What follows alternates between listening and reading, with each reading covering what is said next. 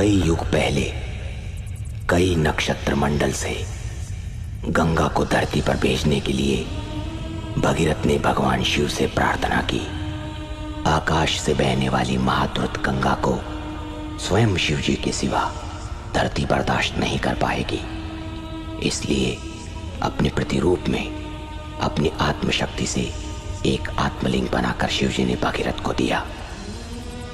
गंगा तो धरती पर उतर आई, पर आकाश गंगा को धरती पर लाने के लिए अद्भुत शक्तियों वाला आत्मलिंग इस विशाल विश्व में धरती पर कहीं खो गया, कहानी बनकर रह गया। दुनिया उसे भूल चुकी है।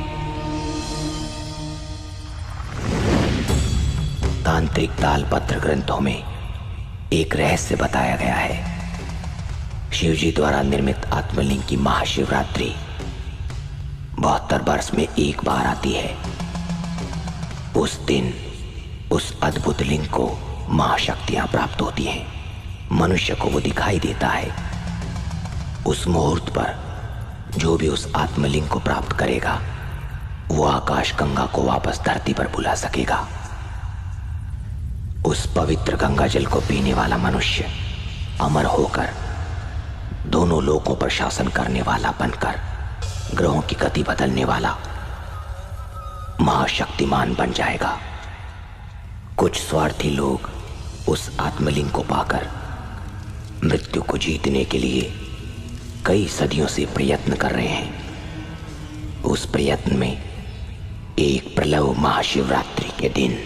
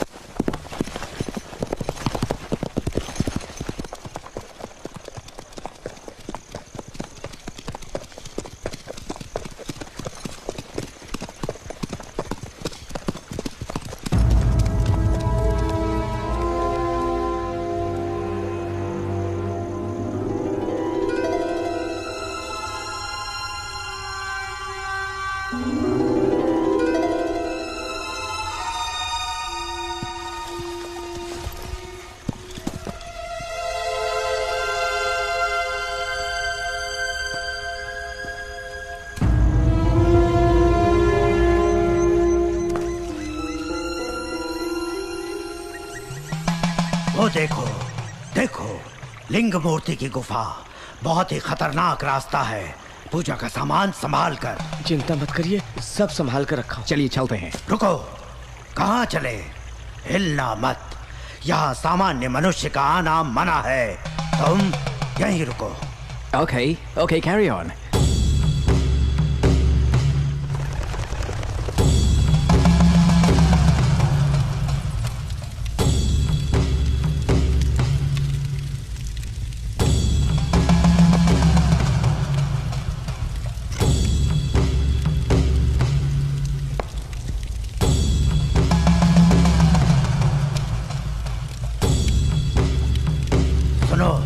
शिव जी के अभिषेक के लिए नव पदार्थ दो।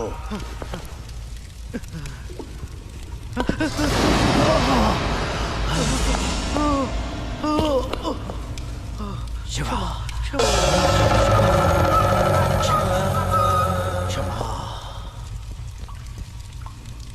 पागल इंसान, उस आत्मलिंग को इस गंधर्व हल्दी, पवित्र कुमकुम, नागनंदी गंगा जल से अभिषेक करने के बाद ही उस महालिंग को छू पाएंगे, अपने वश में कर पाएंगे। उसके बाद क्या होगा? उस शिव मूर्ति का बचाव करने वाली अमोघ शक्तियां हम पर हमला कर देंगी। तुम यहीं रुको। ओम जगता माता भी स्वाहा।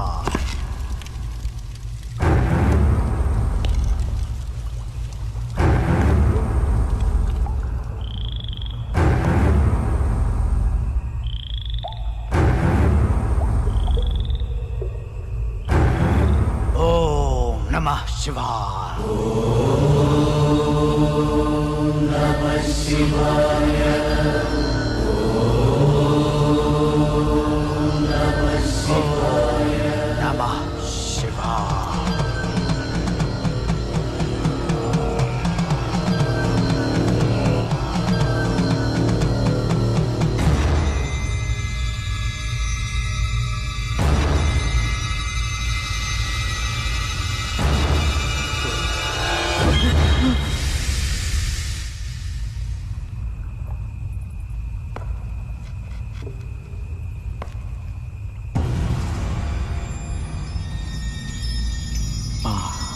मौत आ गया।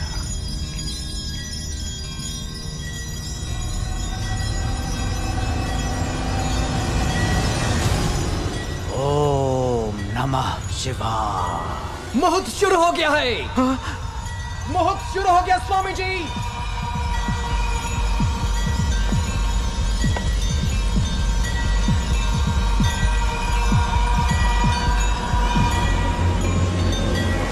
स्वामी जी जल्दी करो।